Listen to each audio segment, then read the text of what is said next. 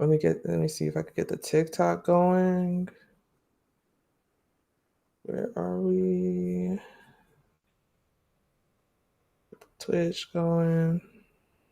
We are good on TikTok. We are good on Twitch. We are good on YouTube. Oh, we got 7 people. Good, guys. Good morning, everybody. CL Smooth, we're going to add you to the squad, my boy. You've been very consistent in here every single day. CL, we're going to add you to the team, my dog. Real talk, bro. Real talk. Appreciate everybody joining us. Another day. This is not the intro. The intro is coming soon, but appreciate everybody. Daycon, appreciate you joining, man. Oh, appreciate you. All the people on here, man. Appreciate you guys every single day pulling up. We're a week strong, you guys. Appreciate all the love. Oh, appreciate all the love. Oh, man, good morning. Good morning. Good morning. Good morning. Young and Meg gonna sue us. I know. Fact. She is gonna sue us very soon. No, I'm just playing. But let's get into it, dog. You guys already know what time it is.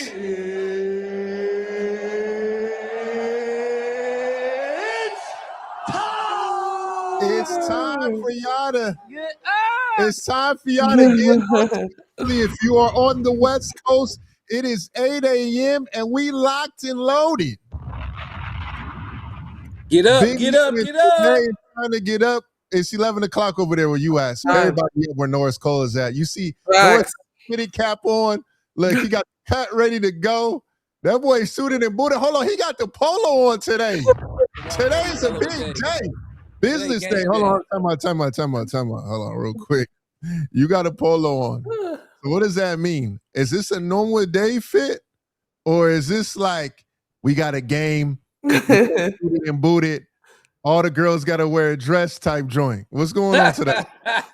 First of all, I'm just repping the Route 30 polo. You know, I got different looks, but today is game day. Okay.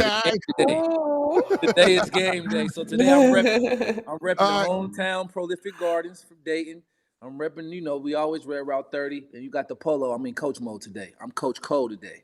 Oh, Coach Cole. Coach Cole today. Oh, my goodness. Trinity basketball, we ready tonight. We got to be ready tonight. Facts. Yo. Before I go into your introduction, Mr. Norris, growing up, what's the difference between, getting fitted for a game to now in this new era? Because before, when I used to have a game in high school, we used to all have to wear the polos, wear the shirt and ties. Now kids, bro, they wearing the chrome heart. They wearing, the drip, pants is saggy. Are we at different times now, bro? I think it depends on what type of school you go to. I went to public school, so we didn't necessarily wear a shirt and tie to games, but we had to be uniform though. We had to wear like the team sweats or your team gear to the game. Now, private schools, which I have some friends that went to private school, and I'm coaching at a private school now, so they wear all school, like they already go to school in like skirts and like sweaters. The guys got to wear polos or shirt and tie, so they already do that. So to the game, they don't necessarily have to wear that. They just have to wear school gear, So we are in different times though, because some of these high schools you go to, it look like they got the NBA walkthrough. They got the NBA. Bro, they got jewelry on, everything. Shades, they got big chains. It's like, wait, hold up. Your chains is crazy in high school. Man, that NIL pack is kicking in early for some cats. And they're tatted up in high school too, which is crazy to me. Yeah. That's because you got a lot of— I ain't even gonna lie. If I wore shades on campus and we had a game, my coach is coming up to me like, man, who you think you are? Take them shades off. You ain't Usher. Hey, bro, what's going on? Like, it's kind of crazy now. I start to think about like time change, because like nowadays kids do what they want. Like coaches don't say nothing. They scared to say individuality. Coaches are younger now. You gotta remember, coaches are younger now. Individuality is now looked upon as something that's okay. Back in the day, it's all about the team on game day. It ain't about you and your swag. It's about everybody look uniform, one band, one sound. Now it's like, be yourself. you know, and that's just a different time that we live in, you know. I know my team, we got to be uniform though, you know. Wear school gear. I don't make us look exactly the same. Just make sure you wear school gear. You run a strict program over there. Not really, you know. I mean, we ain't, you know, we not letting anything happen for sure, you know. One band, one sound for sure, but you don't have to be. You don't have to be exactly the same, you know. Time out. I don't know if Norris Cole was watching Drumline before this, but he said one band, one sound like 4 or 5 times. I'm not gonna lie to you. I mean, I'm locked in. I'm locked in today. We gotta get all right. We gotta get done. Now let's get into the introduction. We have the boy in the building, Norris Cole. Got the hat on, but still at the top of the mountain, no flat top. The boy, 2-time NBA champion, 2-time Mr. Norris Cole. Too expensive, you know that? Champ is here. Tell him the price is up. Tell him the price is up. Hey, next we got price. Yesterday's price. It's not today's. It's not today's price. Shout out DJ Khaled. Shout out DJ Khaled and the Yayo. Facts. Next up, baby hair's on fleek, Christmas tree, and she giving out gifts like Santa. Ashton, we call it. Ashton Gooden, co-founder, COO of the Swish Culture Gang. Swish Cultures. What's the deal, Ashton? Man, I had my DNP yesterday, so I had to come back strong today and get suited up. I had to get right. Speaking of strong, you gonna get strong today. How? No way! Did I lose again? Yeah, right. I see you got your workout fit on, dog. You know what I'm saying? 1 and 2 and 3 and 4. Hey, get them sit-ups right in. You got to tuck that tummy tight. Let's get it. I feel like you guys are cheating this whole time. There's no way, bro. There's no way. We was waiting for you. We didn't even do a pick yesterday. We was waiting for you to get back so you could knock it on out so we can go. There's no way I lost again. Oh. Yeah, you did. You lost. So, chat, for you guys that are new, we have we got an over and under game. We've been playing the last 3 times. Ashton has lost. She's 0-3 right now. It's sad to say. She's the bottom team in the league right now, dog. It's all good, man. And hopefully one day you catch up. You know what I'm saying? But now let's get into it. I am Jordan Richard. There we go. Co-host, co-founder, CEO, Swish Cultures. Let's get into it. Man, now, Ashton, let's bring us into the. Wait, we gotta tell him where Ray's at. Where's Ray at, man? We'll let Ray do it. Ray said he'll be here tomorrow. We got a special announcement for the boy Ray McCallum. We'll let him say what's going on, what's new. But yeah, good news for the boy Ray McCallum. Nothing has happened to the man. He is good, but we'll let him do his announcement when he pulls up. Shout outs to Ray Mac. He said he'll be here tomorrow. We'll see. But he has an announcement that happened while you were yesterday, which is good news. So Ray will be back.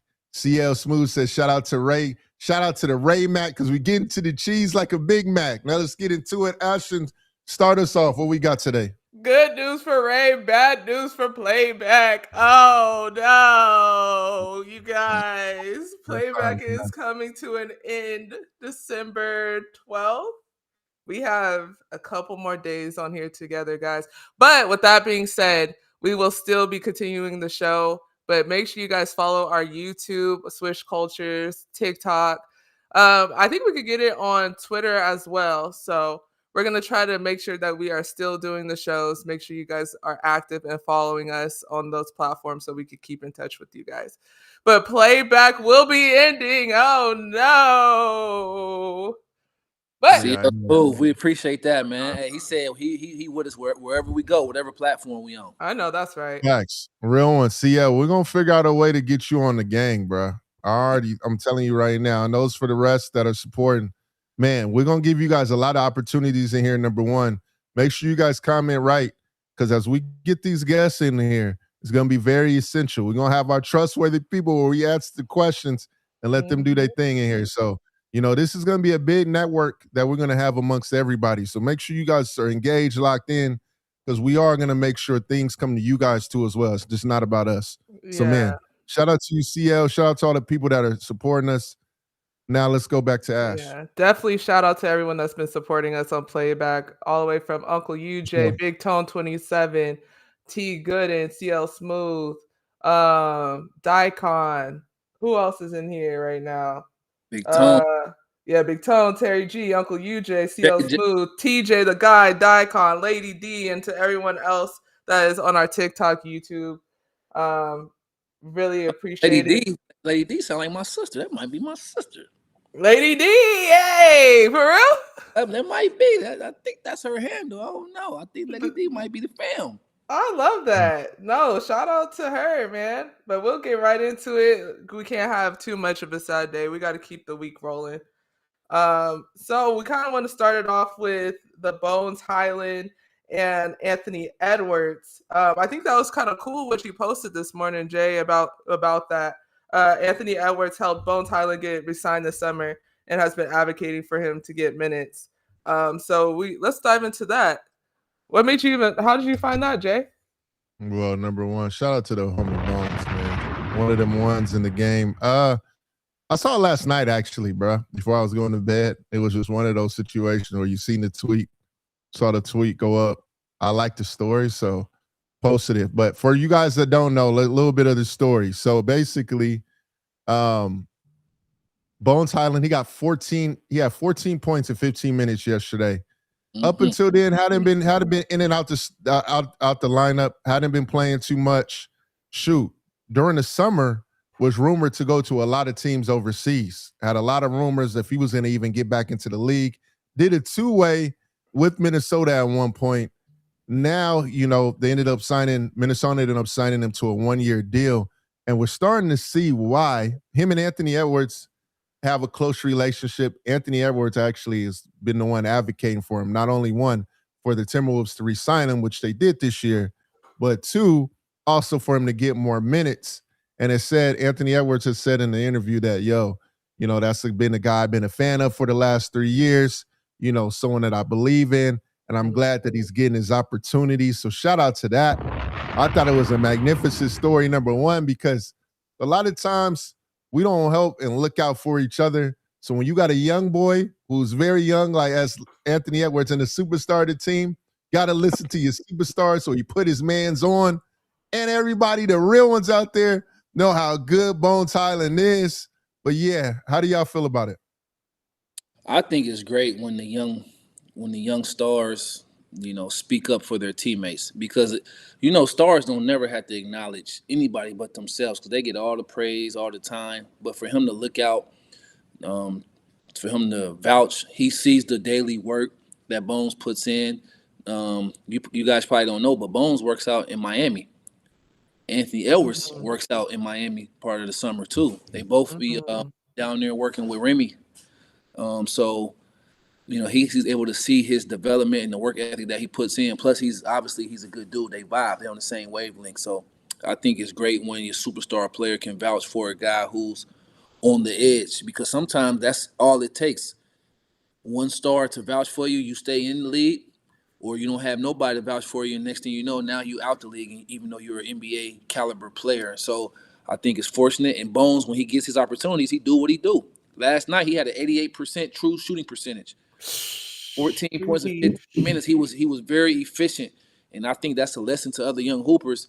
You may not get all the minutes you want, but when you get out there, go after it. Be decisive and show what you can do in the little time that you get. And I think Bones is doing that, and he's earning the respect, not just from Ant. Now he's earning some respect around the league. He's earning respect from his other teammates, and hopefully he's earning respect from upper management so they can keep him. Man, I'm definitely in agreement with that. I think a lot of the times some players just need an opportunity and need someone, like just one person, to vouch for them. Because to Norris's point, if you don't have it, then it's so easy to go, overseas, or having to find another option. Sometimes you can't even get overseas, and then you find yourself, having to do a whole alternative route. But I think it's really dope of Ant to vouch for Bones. And Bones is a very hard worker. Even when he was with the Clippers, he always was in the gym, always getting reps up. Very, very nice. So I'm always an advocate for Bones Hyland. I'm really happy that he's getting his opportunity. Speaking of Bones, I gotta discuss this too because it's always been bugging me, bro. The young generation. There was one situation that I've heard of where a kid had asked if Bones Highland is any good. That stuff be bothering me. Who asked? Who said that? Throw this kid under the bus. No, throw him under the bus. Grab him and throw him under. Bro, this guy know kids don't be paying attention and honestly don't be in the gym enough because, man, during the summer they were like, yo, is Bones even good? I'll give him work. You know how the young kids are, especially when you're a top prospect. They be looking at the other guys like, is he good? Is he really like that? Bruh. Oh, you will not give him work. And I'm glad the homie told him. The homie told him, look, I'm going to be honest with you. Bones, if y'all two play 1-on-1, it might be 11-0, and we're going by ones. I was like, yo, facts. Bones probably wouldn't let the man score because that's how much of a bucket he is. Microwave bucket too, dog. Real bucket getter. But yeah, I just wanted to throw that out there because a lot of times people get confused just by people's situations or how good they really are. Let's be clear with them, dog. Yeah, let's be clear. Let's be clear here. These dudes that's not stars in the NBA will still cook you. Like, let's be abundantly clear. They playing against the best players in the world out there. They playing against some of the best athletes in the world, whether it's overseas or the NBA. Do not be fooled, y'all young hoopers out there. Whether you a casual hooper or whether you one of these semi-pro hoopers or whether you one of these amateur, well, college is not amateur no more, but college and high school guys, these NBA dudes is the truth, okay? Don't be fooled because he's a bench player in the league. He will cook you. Well done. Burnt. Like, along with a bunch of other dudes. Like, Rob Dillingham will cook you. You know what I'm saying? Like, and I can go on and on other dudes that's on the bench that don't play a lot that will cook you. Like, so don't do that. I will cook you. Like, be respectful. You said, matter of fact, let me get in there. Be respectful to these pro hoopers out here. Like, we don't just do this when we feel like we do this every day and been doing this every day for years. Some of us been doing this for double-digit years, longer than you cats has been even playing basketball, been alive. So take it easy. People are saying facts on TikTok. They're like, facts. Yeah, facts. Shout out to B Trends and then CL Smooth said, I swear, basketball is the only sport where people think they could beat it pro just because they shot it well at 24-hour fitness. You are not lying, bro. Facts. I promise you. That's crazy. Austin Rivers said something a while ago about that. He was like, bro, these guys, he said, these guys have no idea. Like, we're the best players in the world, literally. Like, it's only like a few hundred of us that make it to the association. Like, you will not cook us, bro. Like, no, you won't. I think I can cook him. He don't seem like he that good. Yeah, that's because it's other all-world aliens that he's playing against. Like, you're not LeBron. You're not Luka. That's what I'm saying. Okay, like, yeah, he might look pedestrian to one of them, but to a regular college All-American, he will look all-world. Like, cook you. Like, stop it. That'd be throwing me when fans be saying that because I'd be like, if y'all are that good, why aren't y'all in the NBA? Man, they don't understand how good the stars are in the league. They look at the stars and think that that's the standard when they don't understand the stars is like the 1% of the 1%. We already 1%.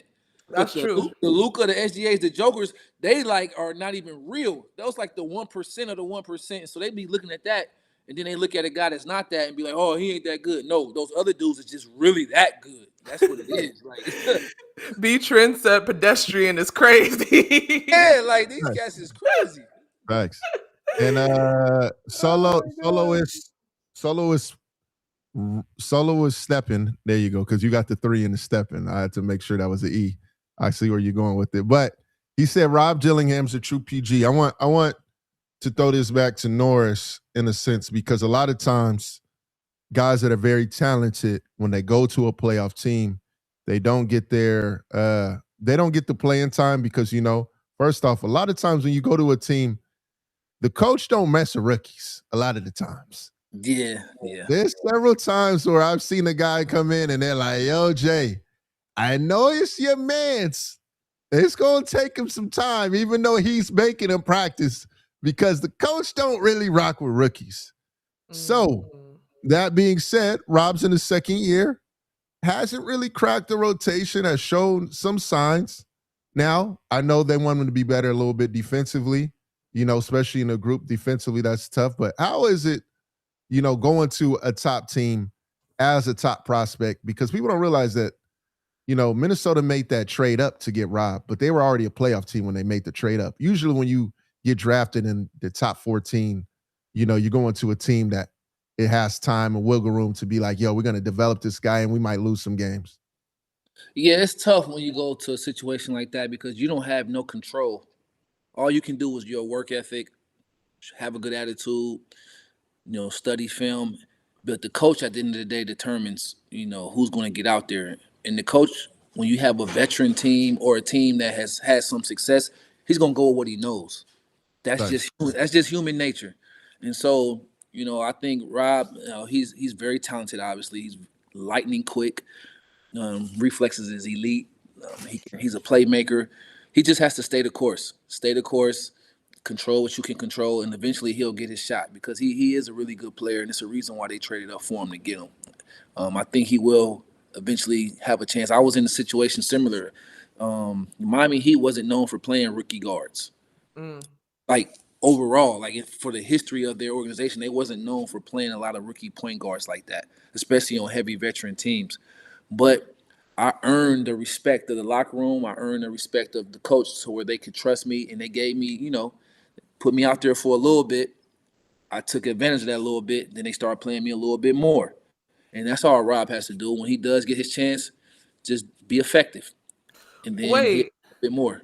What does that look like to earn a coach's respect? Because even when I love to bring my college days in it, but I remember they're like, you got to show your stats, and my stats would be good or whatever. But what does that look like on a professional level to earn, teams' respect, coaches' respect?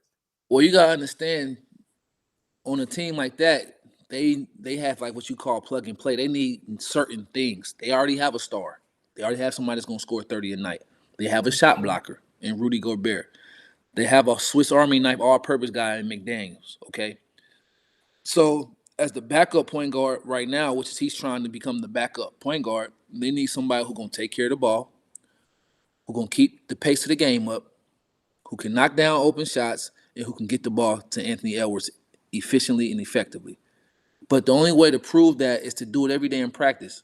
Make sure you're early for meetings. Make sure you're early on the court for workouts. Make sure in practice when you're the scout team, make sure the scout team is running smoothly, organizing, make sure that, if y'all got, let's say, whoever y'all playing this week, let's say y'all got the Spurs this week and you have to be one of the practice players being Dylan Harper or whatever, make sure you're being effective in that role so that the starters are prepared. And when you do that over time, game by game, week by week, you start to earn trust in the locker room. And that word travels around the league. Even though you might not be playing a lot, that word travels around the league. Man, young fella, he's killing, man. We just haven't had room for him yet. But he's the ultimate professional. He's doing the right thing, taking care of his body, all of those things. So that's how you earn the trust. And then eventually, the coach will give you a chance. And if he doesn't, you still have a great reputation around the league so that another team would be like, well, was he a problem when he wasn't playing? Oh, nah, he wasn't a problem. He's an ultimate professional. Running the scout team, he was there early, getting extra work in when he didn't play. He was running after the games on the treadmill, getting his lifts in. That's how you earn the trust, of the locker room and of the whole NBA, because that word travels. Dang. Hey, man, that boy Norris out here. You is getting Norris Cole over here kicking up today, man. I don't know. Maybe it's the polo today. Maybe it's the polo. I think they call you the point god on TikTok. Facts. And before we get to the next topic, Darius wants a quick sidebar question. I already know what the answer is going to be to this, but we're going to let y'all have a voice in here too.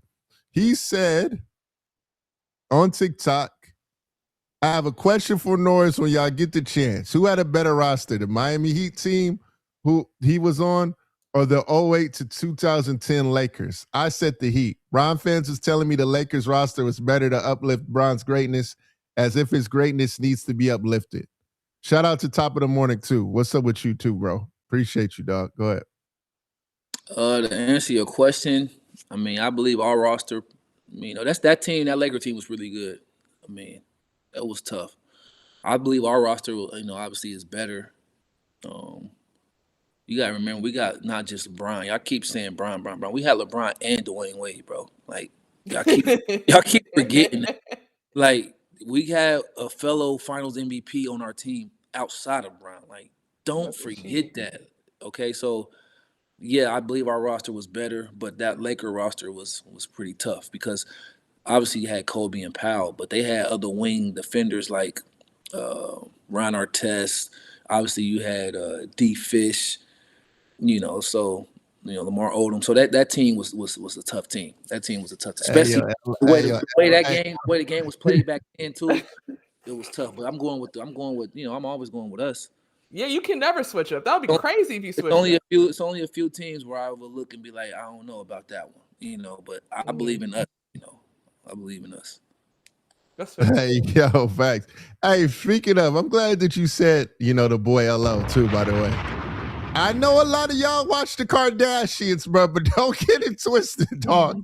That boy Lamar Odom, not only is he a hooper and NBA champion, that boy is a legend, number one. By the way, you talk to the people up in the East Coast about him on the playground, them boys, hey, Lamar Odom can't do no wrong, guys. I'm glad that you said that.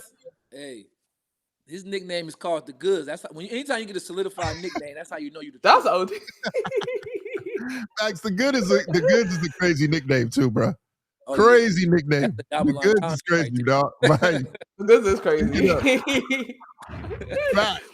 Oh my goodness. Appreciate the follow, Darius. Yes. That's crazy how work ethic applies at every level. All right, last one real quick before we get to the next topic. It says, how important is discipline in NBA for you? And you got a lot of questions for you, dog. Okay. That's what I'm here for. We're going to answer them. We ain't got coach mode. Let's get to it. Right. Yeah, so discipline. I mean, discipline is one of the most effective ways of showing one's self-love. If you love yourself, you discipline yourself. You do what's best for you even when you don't feel like it. And as far as an NBA player or any professional athlete, the discipline part comes in because our bodies are always tired. We do physical labor. It's not like we sit at a desk and do computer work. Shout out to those who do that. Our physical body is our labor. So our muscles, our tendons, that's what drives us, our athleticism. And so we hurting every day. We don't feel like running every day. We don't feel like lifting every day. We don't feel like shooting every day. But we have to do it anyway because we are the 1%.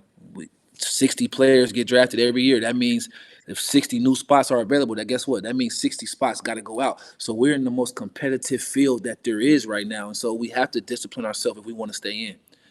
There's a million 6'1", 6'2", 180-pound guards out there that want that NBA spot.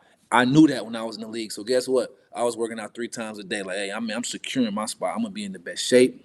I'm going to know my playbook. I'm going to know the language. And I'm not going to do nothing dumb to get me kicked out. If I'm going to get kicked out, it's not going to be because I did something foolish. You know what I mean? And so that's kind of the discipline you have to have. And in life, you have to eat properly so that your recovery goes well. Get in that cold tub, even when you don't feel like it, even though it's gonna sting. Get them massages, get that acupuncture. Watch your film. Even though you don't feel like it at night, you're like, man, do I really need to watch film? We got 80-something games. Is one game gonna matter? The discipline in you is like every game matters. And so it plays a big part in any part in life if you want to be good. Yep. Well, you hit me right here. Hey, that's real life. Hey, that's life too, dog. I mean, discipline, consistency too, dog. Those two doing what you're supposed to do, even when you don't feel like it. That's one of the best definitions of discipline. Man, I feel like that hit me right in my heart because, man, I feel like even this past couple of weeks, I've been struggling OD. So when you're saying that, I was like, oh, bro, he is right. Oh my God. Discipline really does show if you love yourself for real, for real. That's a bar. We're going to have to clip that one. People like, man, should I eat these chips? It ain't gonna hurt. Or like, man, I love myself. No, I'm gonna go in there and eat me a sweet potato. Not gonna lie, I be tearing them chips up, Norris. Hey, I'm not gonna lie. I licked my fingers this morning. Hey, man. I'm over here getting torn apart. I'm over there looking out the side like, oh, snaps. I didn't love myself this morning. I got the hot chips over there in the stomach too. I ain't even gonna lie. My bad, y'all. Hey, Jordan said I lick my fingers too, bro. they probably Hey, like, when you be going like this? over there licking his fingers, bro. I'm over there. Yo, I gotta get all the sugar out of the Sour Patch joint. I ain't even gonna lie to you. Bro. Hey, we're struggling over here, Doris. So that's all right. Hey, that's why they call me Coach. Come to the Route 30 consultant. I'll consult and help you in your life. You know, that's part of the consultation. That's part of consultation. Hey, man. Hey, I gotta give you credit, man. You really ate that segment up. I can't even lie to you, man. Yeah, I live it though. That's why I can talk about it like so passionately, because I'm not going by what somebody told me. I'm going by what I do, and I felt the results in my family. They see the discipline and the results. So that's why I know about it and believe it so strongly. Someone said grading papers with hot Cheeto dust on the fingers was crazy in high school. Right.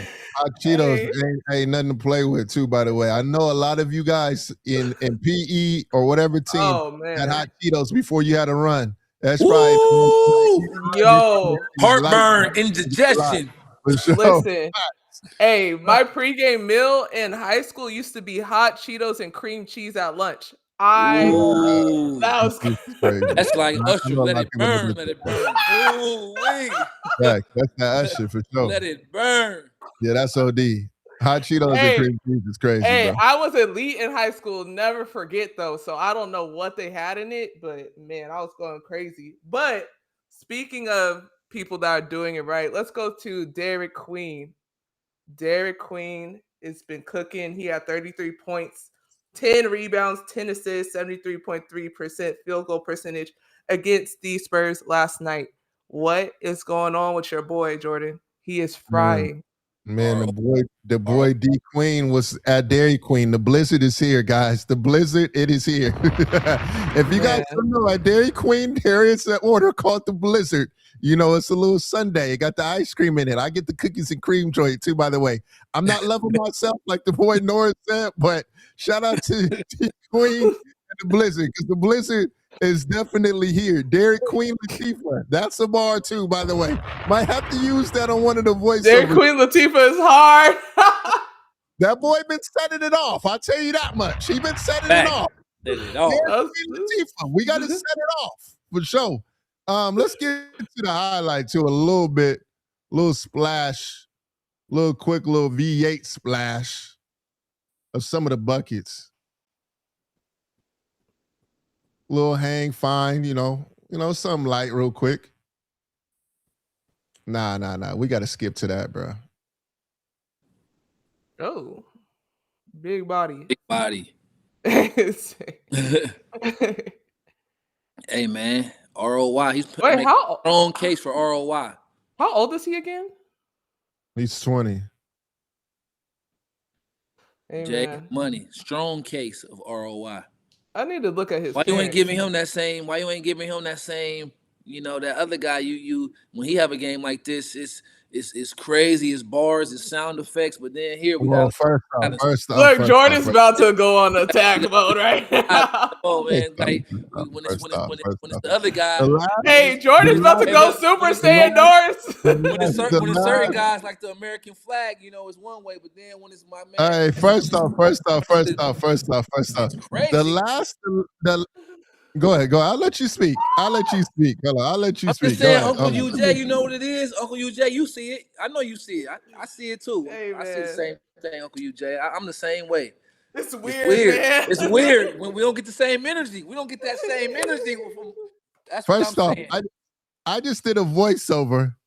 A lot of people probably flew over their head because I said to open your eyes, wake up to the skies and see. Hold on. Hey, yo, first off, I should become a singer low key. A little bit of auto-tune and we get it to work. But number one, that's that Bohemian Rhapsody. I put that on Queen's tape, by the way, because the boy was making triple dub for him. He's cooking. I got to give him a lot of credit too, because, the biggest question, especially during his high school years, was whether or not the big man game would translate, because a lot of times on the team he was with, by the way, I named the high school team he was on. It was him. It was Liam McNeely, who got drafted in the first round. It was also Asa Newell, who got drafted in the first round. Also Cooper Flagg, who got drafted #1 pick, Derik Queen, and then there was also Rob Wright, That's who's his high on school team. BYU. That's on his high school team. They did not lose a game. They were OD. Team was crazy.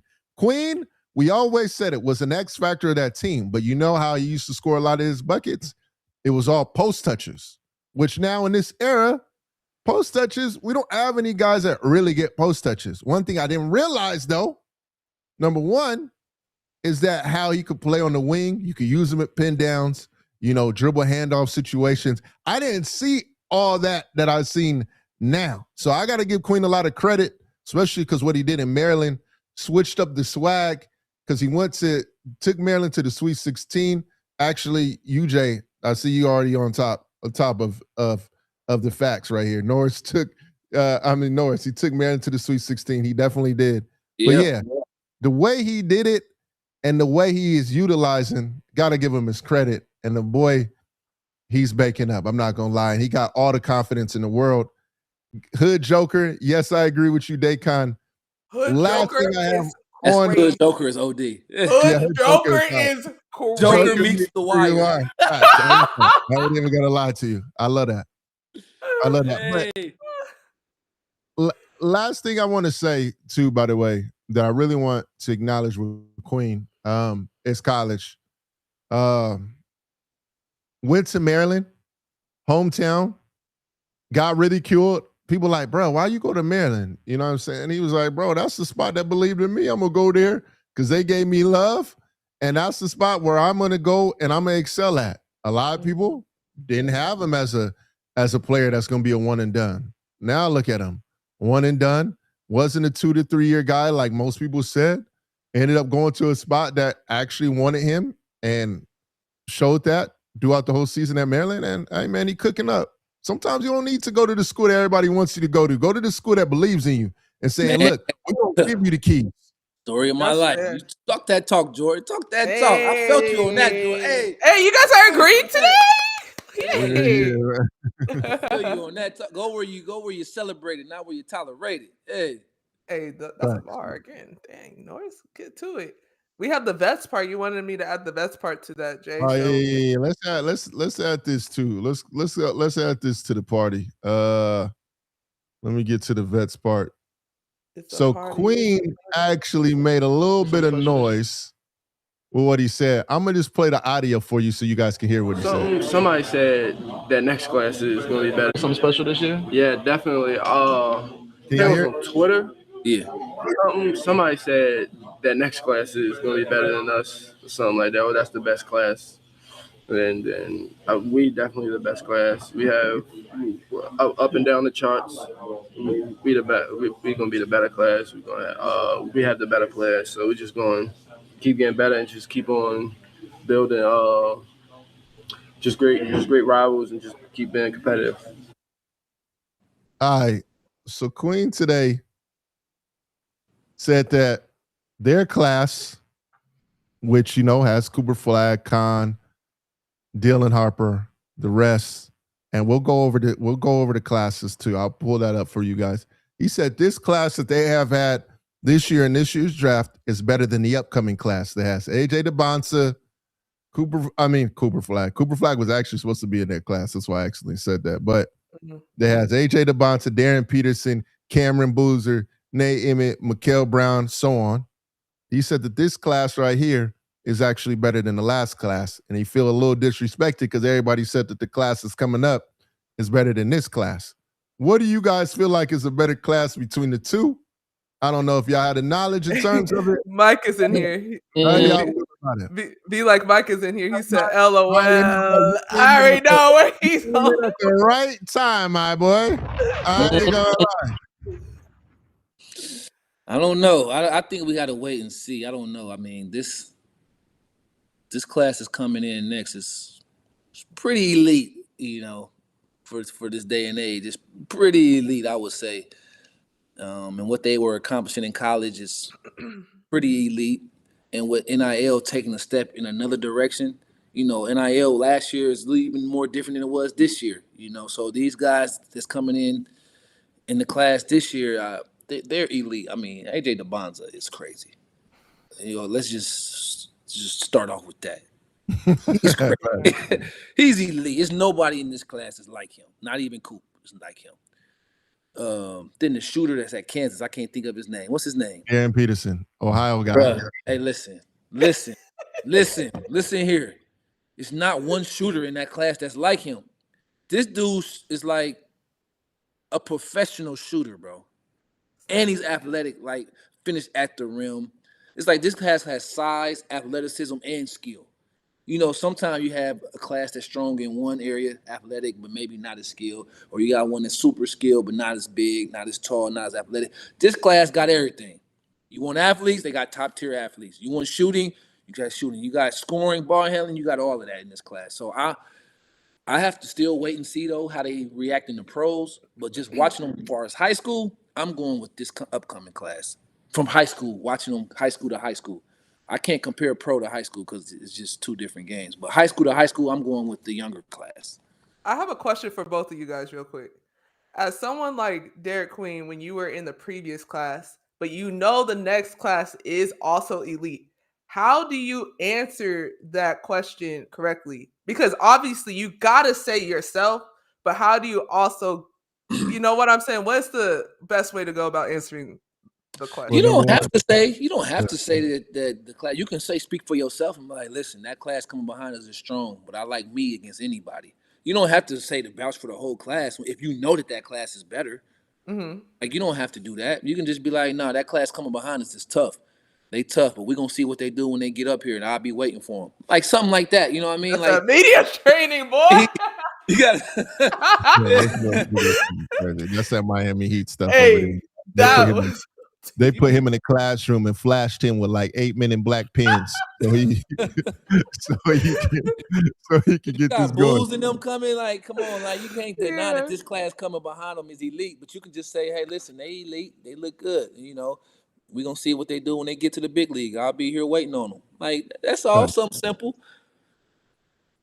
All right, let's see if this works. Actually, let's see. Hold on, let me pull this up. Let me see if this works. Hold on. If it's large enough for you guys can see, so you guys can see it. Can y'all see this? Y'all can, right? Yeah, for the most part. Let's go over the list. We got both sides, right? We got AJ DeBonsa, Cooper Flag. TikTok might have a hard time seeing it. Just I know, TikTok. I know. We got Darren Peterson. We got Dylan Harper. We got Cameron Boozer. We got VJ Edgecombe. We got Mikael Brown. We also got Con Knuppel. We also got Caleb Wilson. We got Ace Bailey. We got Kingston Flemings. We got Trey Johnson. Oh, man. Hey, it's going toe-to-toe. I ain't even going to lie to you. We got Jeremiah Fierce. Woo! Oh, wait. We got Kareem Lopez. We got Yegor. Actually, we in the same mode right now. Isaiah Evans, Colin Murray Boyles, who's actually been a sleeper. So if y'all haven't been watching Raptors games, he's solid. Kaman Maluwatch with Chris Sinak. It's kind of crazy how these kind of actually line up with each other. We got Cedric Coward with Malik Thomas. Let me go to more names too as well on here. Let me pull it up too, by the way. This is tough. I ain't gonna lie. When I forgot I forgot Ace Bailey was. I forgot about, like, bro. That's elite. This class is elite. We got Derik Queen in there. We also got Cedric Coward, who's balling for Memphis. We got Joan Behringer, Yang Hansen, Walter Clayton, Will Riley, Derek Powell, Asa Newell, Nick Clifford, MVP of Summer League. Also want to show love to Danny Wolf, who's been balling with Brooklyn. Now on the opposite side too. Wait, Uncle UJ said this class got Ryan Nembhard too. And they got Ryan Nembhard. Great addition too, by the way. You know what? I don't know better now. Now that I'm thinking, now that we just ran off all those names, I don't know. Let me retract. I don't know. You say you really got to see now, huh? Yeah, I got to see, because those are some big names you just named. I forgot. VJ Edgecombe. Yeah. Kobe Sanders. Yeah, facts. And that's in the second round. Queen. Like, goodness sake. Like, Ace Bailey. Oh. Yeah. UJ in his bag. He said Kobe Sanders, Will Richard. Yeah, this is It's not as easy as you know what? Let me go back. I don't know. This Don't might be toe to forget toe. too, and I'm already knowing the Cali boys. Elijah Arenas, he's on his way. That's true. We on the way very soon. Don't sleep on the boy. I know the homies. Oh, Maxime Reynaud too. Hey, I'm not gonna lie to you. This 2025 draft class is kind of OD. I'm not gonna lie. The more and more, the more and more names I'm starting to see on this list, and even like the John Behringer, who I feel like is gonna be a player like years from now. You're like, dang, he was in this class, but like the Cedric Cowards, the Derek Queens, the Ryan Nembhards, the Will Richards, the Nick Cliffords, the Kobe Sanders, Danny Wolf. Like even on the back end of the draft, it's like, man. And then Carter Bryant, like you said, he needs time. Noah Singay, who just got hurt. This dude UJ says, shout out to the IE, man. Hey, shout out to the IE, facts. You know what I'm saying? But yeah, I'm not gonna lie, bro. Oh no, this is a heck of a class. You know what this class? Be like Mike said, hold on. Time out. Be like Mike said, hold on. I gotta come. Hold on. Time out. Be like Mike said, hold on. They got Tunde. Hold on. Let's go on the other side too. Let me go to the other side. That's not really fair. Let me go to the other side. Wait, who does this class remind you of, Norris? This class, these two classes remind me of like the 2006 class and the 2007 class. Those two classes are the best two high school classes I think ever to come out. The 06 and the 07 class. Can you name a couple people from those classes? James Harden, the 07. The 07 class got 3 MVPs in it. Three NBA MVPs, and they got James Harden. You got Derrick Rose, James Harden, Eric Gordon, Blake Griffin, Mike Beasley, OJ Mayo. You got Jeff Teague, who didn't even make the McDonald's game. I didn't make the McDonald's game. JJ Hickson, Austin Freeman, Nick Kalathis, Patrick Peterson, Kevin Love. A lot of their guys is OD. I'm trying to think. 06 was KD's class. Right? KD, the Lopez twins, both of them. Yeah. Mike Conley, Ty Lawson, Danny Green, Drew Henderson, Greg Oden. Like it was OD. It was OD. Those classes was OD. And that was back to back, like 06, 07, like junior and seniors. And 05 class before that was elite. And then 04 class was super elite. Like that whole high school era, 04, 05, 06, 07 was like probably what happened to 08?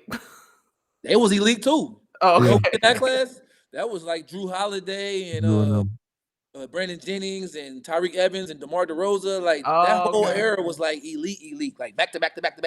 Like that's hard. Hold on, 2026 once they get back. Hold on, let me roll you through the names because the 2025 sound pretty good. I ain't even gonna lie to you.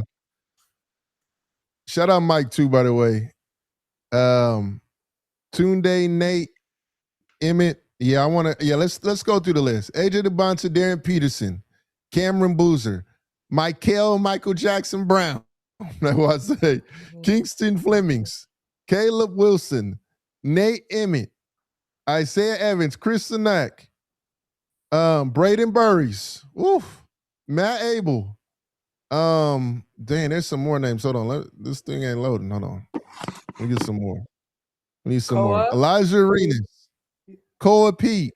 I don't know why they got Koa Pete at the bottom of this. This is why I don't do the NBA draft mocks. I can't stand some of these mocks, bro.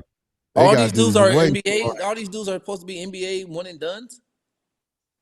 That's a class too, huh? I mean, all these dudes you just named are supposed to be one and dones. Yeah.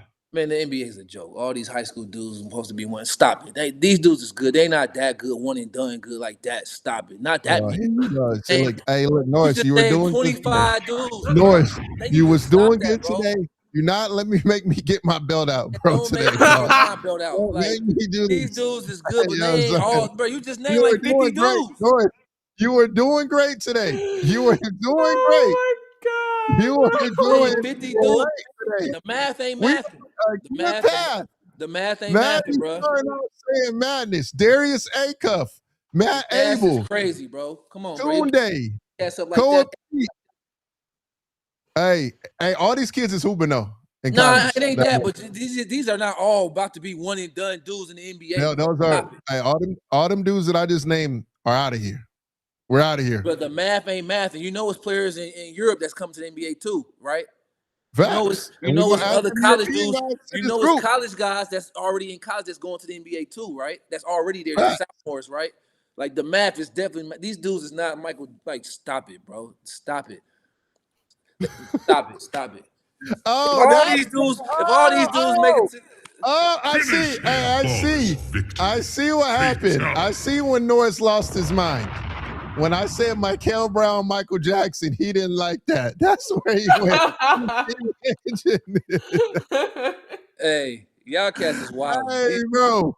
Nah, bro. I thought you was talking about just high school at first, right? Hey, now I'm like, hold on, wait. Is he talking about these all NBA players? Like one and done? These like NBA guys. There's not going to be 26 freshmen or 26 dudes in one class going to the NBA and one and done here. That's why the classes are getting compared, Norris. This class is pretty good. I'm not going to lie to you. All them guys that I pretty much named are out of here.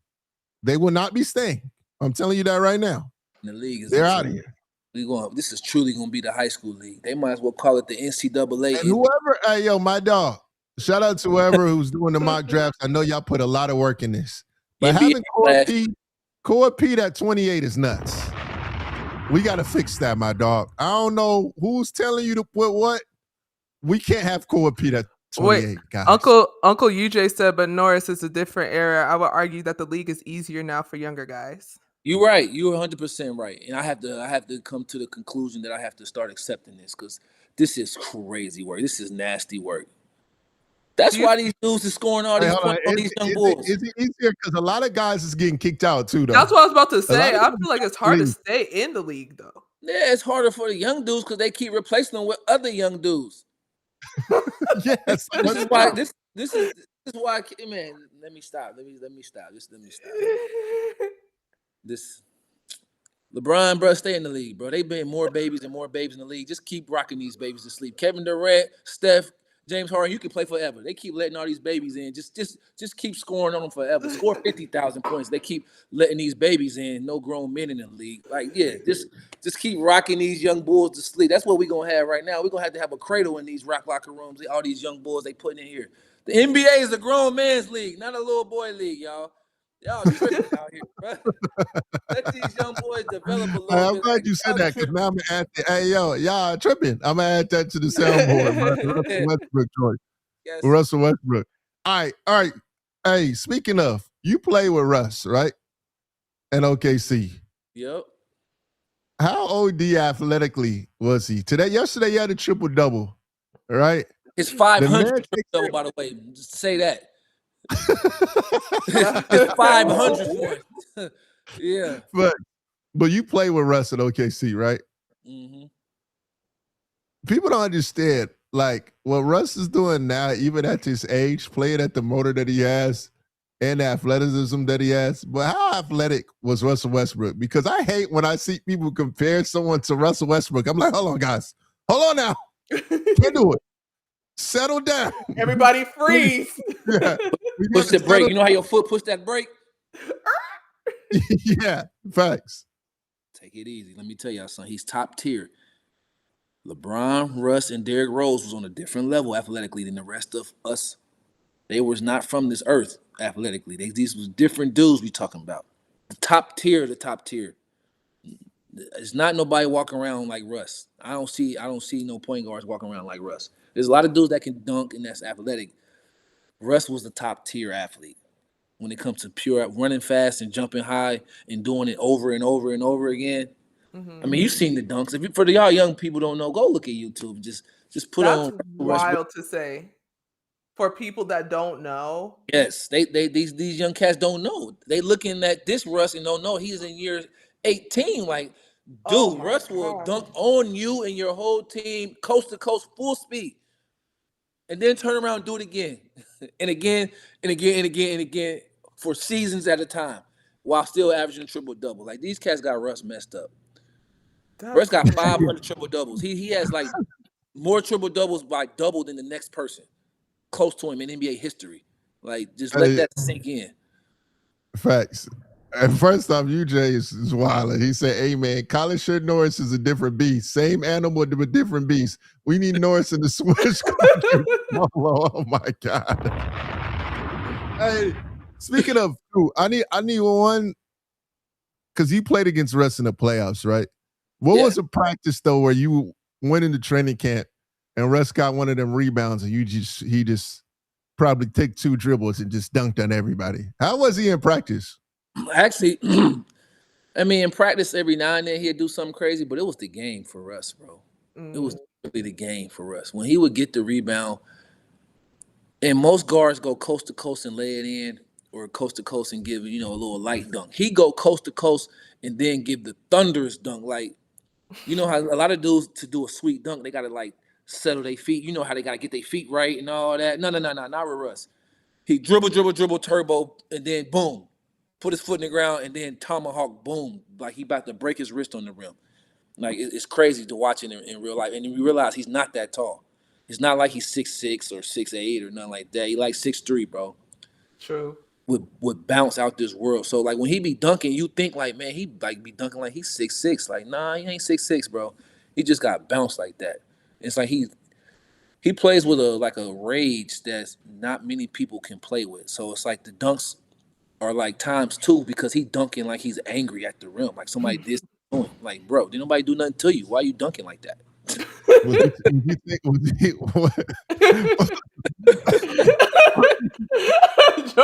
Russ, who did it? Like, who did it, Russ? Like, tell me. Was he taking care of his body then? Because I remember Pat Bev said my man's was eating lettuce at one point with no salad dressing. So when he said eating lettuce with no salad dressing, it's crazy. But like, how was the early Russ with taking care of his body? Was he good about it too? Or of course he took care of his body. I mean, Russ, he was like an old school type of dude. He did like calisthenics type work. You know what I mean? Like the old school type of workout. He wasn't doing all this advanced rubber band stuff. Like, he do push up, pull ups. Obviously he eats the right way, get his rest or whatever. But he's just blessed though. Like, even if he didn't do all that, like, he's a blessed individual when it comes to his athleticism. And then the fact that he put that extra work in, it just took him to a whole nother level. And then his competitiveness, his mind also is different. He truly believes when he steps out there, he's the best player on the court.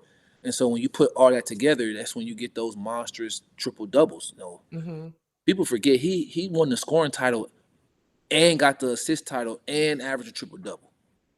Like, it wasn't no 20-point triple double he averaged. He averaged a 30-point triple double that year. The first time he did that, 30-point triple double, lead the league in points and assists, I think, that year. So it was unbelievable. And if he wasn't first, he might have been second. James Harden was going crazy back then too. But Russ, 30-point triple double, like that's unbelievable, crazy. And then he went on to do it 3 more times after that.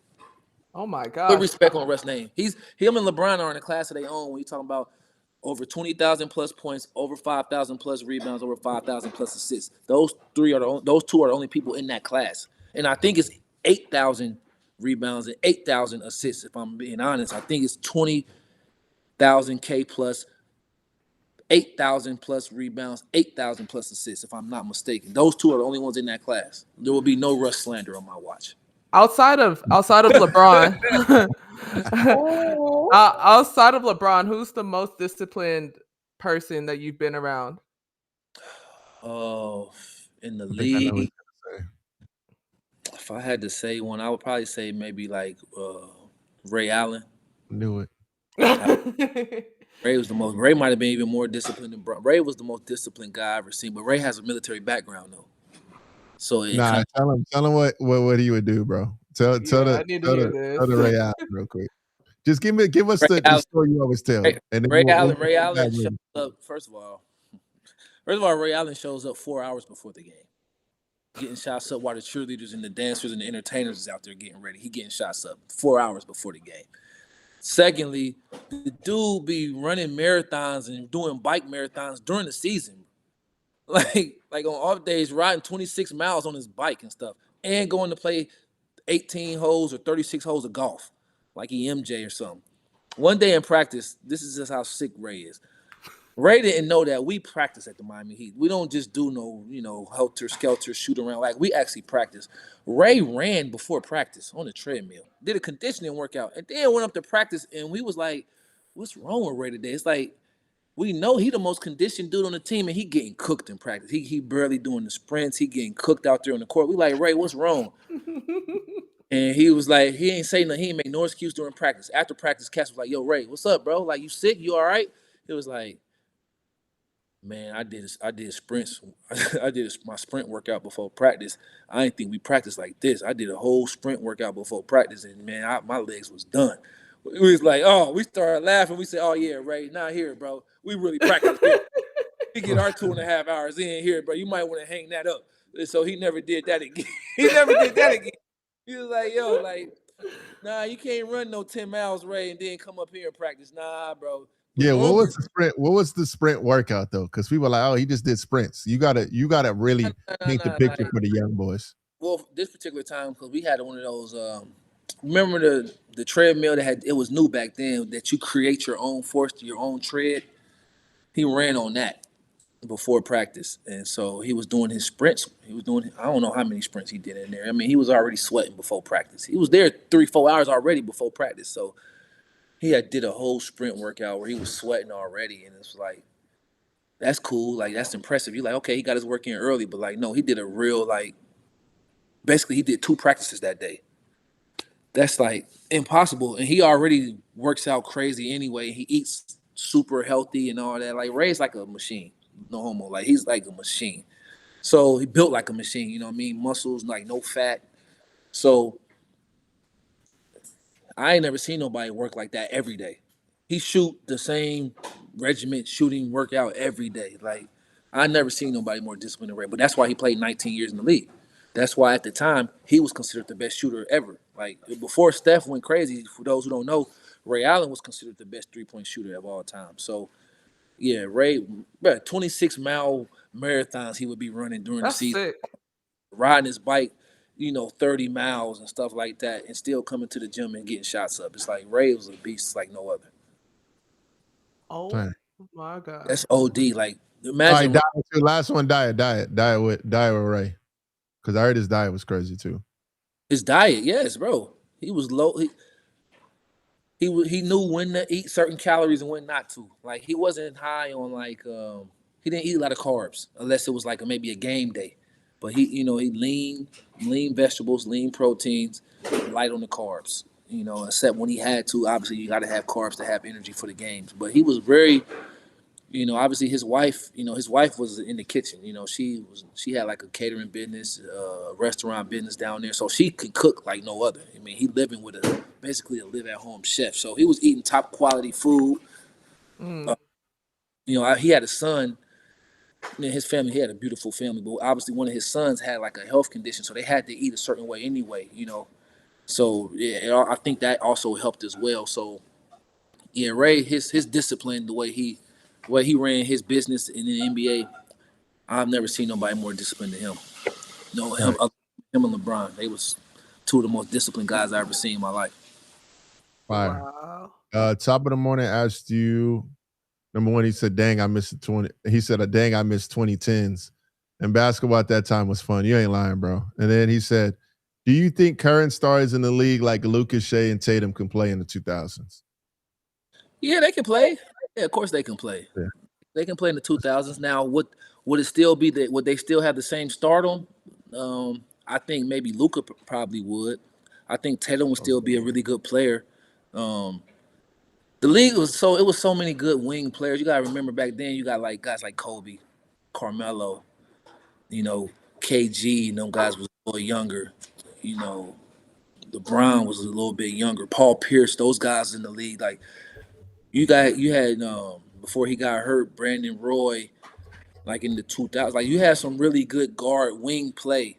Gilbert Arenas. It was a lot of good, wing guard play. So yeah, there's some guys that can definitely play. For sure these guys could play. It's just that the All-Star game would be a little bit more difficult. It'd be a little bit more difficult to make first team. Like to make first team All-NBA back then was so difficult. Because like just for one position, let's just think for the power forward position. You got Tim Duncan, Dirk, and KG. fighting for first team All NBA all the time.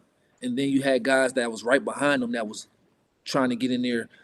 Chris Bosh, Zebo, Pau Gasol, all fighting to be first, second, or third team All NBA for that one position. And then Blake Griffin comes out of nowhere. You know what I mean? That's facts. Amari Stoudemire. You know, that's all just for the 4 man, the 4 or 5 man. Like, we didn't even get to like Kobe, D Wade, LeBron James, Paul Pierce. Then you got Kawhi Leonard comes out of nowhere, Kevin Durant, James Harden, Darren Williams, Chris Paul. Like, the guard position is like Derrick Rose. Like, it's crazy. Like, it was a crazy time in the league. It was so much talent in the league. So, and then this yellow guy named Steph Curry comes out of nowhere. 2014, 2015, he comes out of nowhere. Like, now you got to add him in the mix. It's like, and then Kyrie Irving, he ain't the A-level guy like LeBron was, but he's showing like, hey, listen, I'm top tier as well. Like, I'm top tier too. So it was so much competition during that time. So I think these guys for sure could play, but would they be walking all over the league like they're doing now? I don't know about that. But they would definitely be all-stars. They would definitely have some years where they make all NBA. But would they like would Luka make 5 or 4 straight first-team All-NBAs in the league with Kobe and LeBron and Kevin Durant? I'm not so sure of that. I'm just not so sure of that. I have one last question because our segment is kind of, we're answering more questions, but I have a really important question. The new format for the All-Star Game 2026, USA versus World format. Well, do you... Dang, I couldn't even get the question out. Don't get this guy started with this. Do you miss when it was just West versus East, or do we... Never mind. I think I already got the answer. I don't even need you to say anything. What are we doing, NBA? What are we doing? Like, are we the gimmick? That's what I'm saying. Like, we the gimmick league now. Like, we the laughing stock of the, like, what are we doing? Like, we're going to do this. No, they're trying everything. This is the last stop. I got to give them credit. They have literally tried everything to make the All-Star game work. Now, they're just going to have to do an MLB style. But which I feel like it can't be the MLB because you got 82 games. So it's just like. And just listen. If it's not going to be East and West or captains, if it's not going to be that, then just wait till after the season and do it like Pro Bowl. That's like this whole gimmicky thing. Like, bro, this is real professional basketball. Like, y'all are charging people to come watch gimmicky stuff. Like, this is not the Harlem Globetrotters. Like, what are we doing? Like, no, I don't like it. Not one. I'm trying to think who said the Pro Bowl. Was it Austin Rivers said that? I'm trying to remember who said it. That was what's it, D Wade? Nah, D Wade said that. D Wade said something like that too. D Wade said that, I think. But like, I agree. Like, yo, if we gonna do gimmicks, like, just wait till afterwards and make it a whole experience. Like, cause I'm not with the gimmicks. I'm not even gonna. I can't even watch this. Like, they gonna play. They went from playing 1 game to playing 3 games. Like, see, but all right, the difference between the Pro Bowl though. You don't have the dunk contest, the 3-point contest. Like, you need that.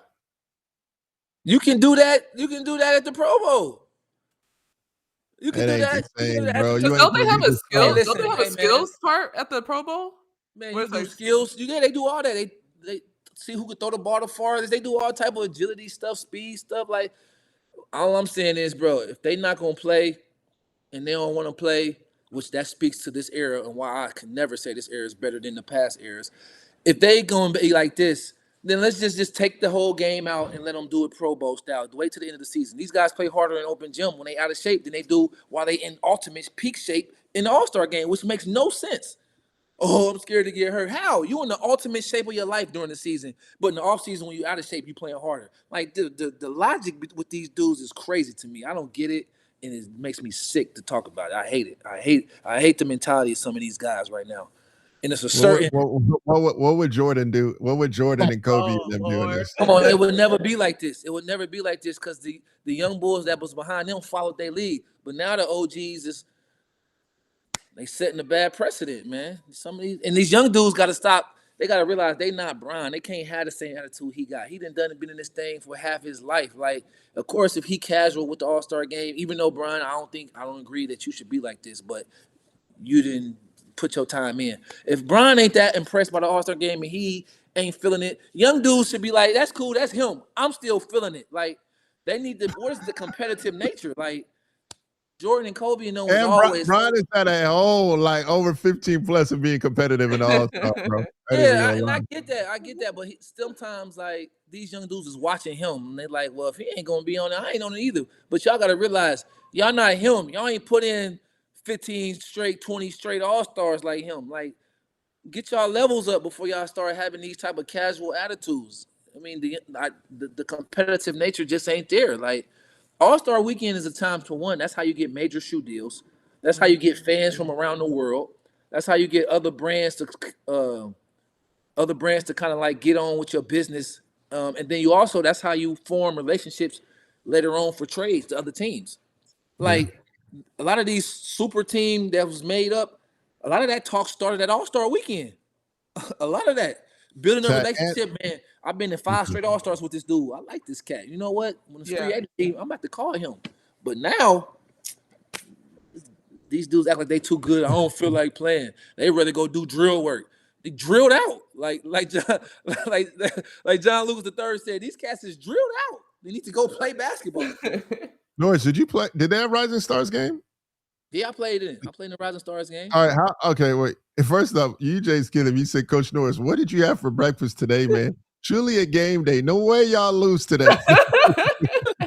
Number one. And then 2, was the All-Stars still the same in terms of like, because social media era has taken over, right? How was y'all schedule for Rising Stars game during the time when you played in the Rising Stars game?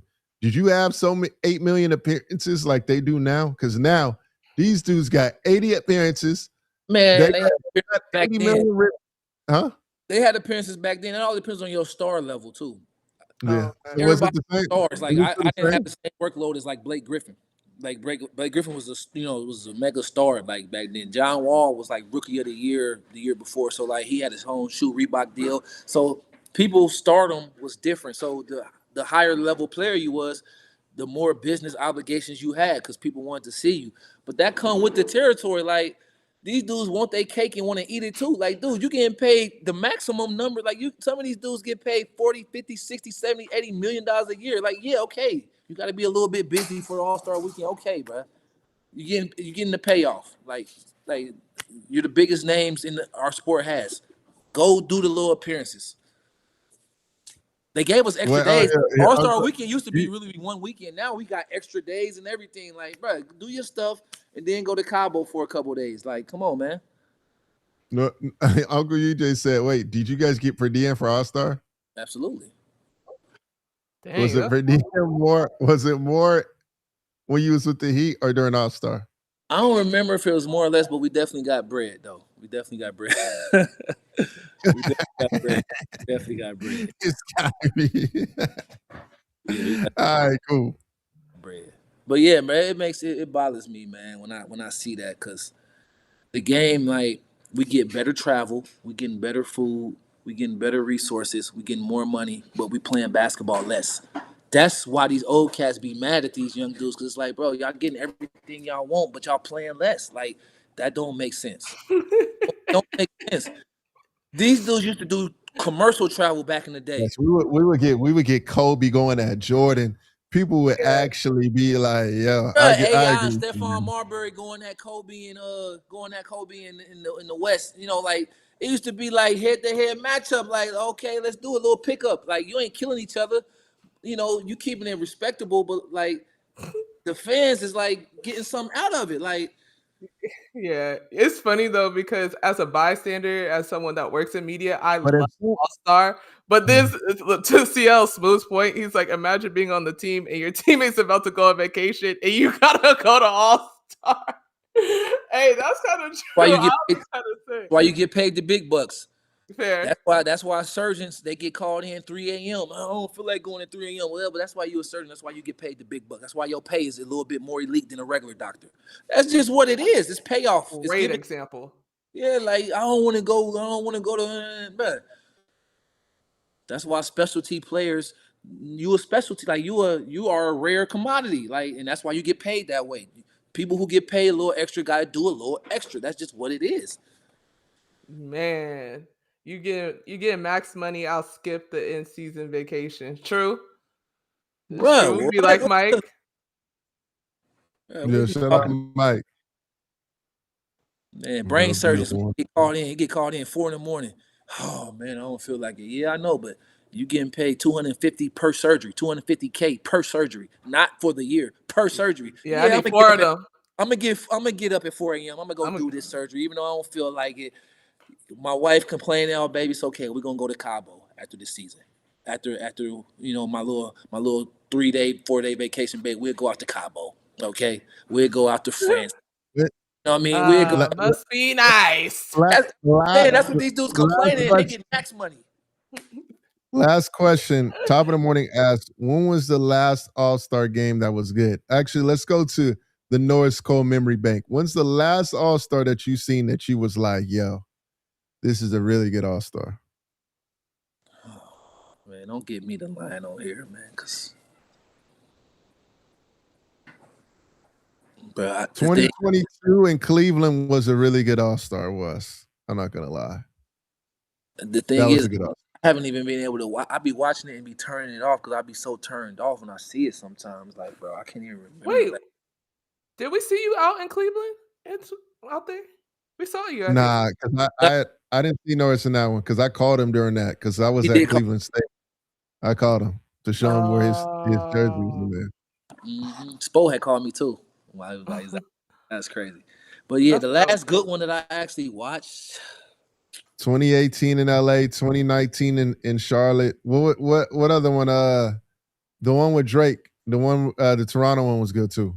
Yeah. Jordan's never gonna live the Toronto one down. He loved the Toronto one. Toronto. Toronto had the dunk contest of a lifetime. Yeah, and then you also like Chicago. You also like Chicago. Yeah, but I'm talking about game wise. Oh. Game wise, the Toronto one with the dunk contest and the game. That was Kobe's last one. Which one was that? That was when Kobe and Bron were going at it, and then they had the dunk contest. That might Toronto be one. Yeah. I think that one might be a good one. Best one in recent years that I remember.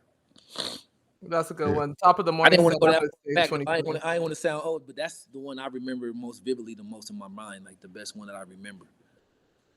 No, that's fair. No, perfect. Hey, that's all we got for today, y'all, man. I think that was a solid show. Solid episode, guys. Let you guys know on some guests. Please put in some guests too y'all want to see in here. We'll get some for y'all. Yeah, we'll keep y'all updated too on everything that's going on. We will be switching over to YouTube. So make sure you guys subscribe to the YouTube channel. We'll have that up here too as well. And then we're still on TikTok, the rest of them, Twitch, everything else. But we'll be switching from playback to YouTube strictly. CL Smooth said I'll be there. Appreciate y'all. And yeah, we'll see you guys tomorrow. Norris, what time is your game too, man? Good luck in your game today, dog. Appreciate it. We play at 7 tonight, Eastern. 7 tonight? Okay. Hey, you got it. Get that W, coach. Yeah, be like Mike. Be like Mike said. Appreciate that. We need to bring in Dwayne. We do need to bring in D Wade in here. That would be hard. We should for sure try to get him on here. Yeah, we'll get D Wade on here for sure. That'd be cool. Especially, yeah, you already know. This is when you see Norris. Norris gonna have the biggest smile on his face when Wade come in here. Facts. Squad. I'm just saying, man. Make sure y'all show respect where respect is due. All right, y'all. Y'all have a good day, man. Make sure you guys, man, take care today, man. Make sure you guys are safe out there, guys.